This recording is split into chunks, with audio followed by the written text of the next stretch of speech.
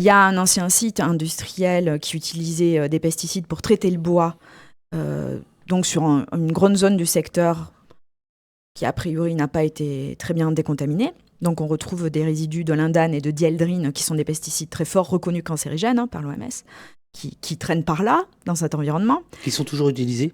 Non, qui sont interdits, mais très persistants, donc il y en a toujours plein. Ensuite, territoire agricole intensif, maraîchage, grande culture céréalière, et puis vignes.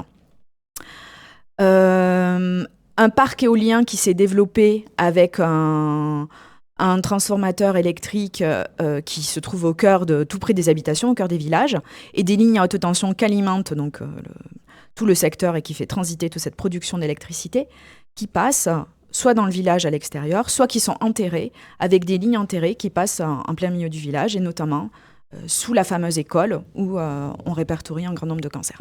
Donc tout ça, en fait, fait des éléments qui, en tout cas, en toxicologue, sonnent. Et ce qui se passe lors d'une enquête menée par l'Agence régionale de santé, c'est qu'ils mènent l'enquête, distribuent quelques questionnaires par-ci par-là, pas à toutes les familles, aux familles qui sont vraiment sur place, ou les enfants moins de 15 ans. Donc ça veut dire qu'on exclut dans le comptage, en fait, un certain nombre d'enfants qui n'étaient pas comptabilisés selon les méthodes de Santé publique France.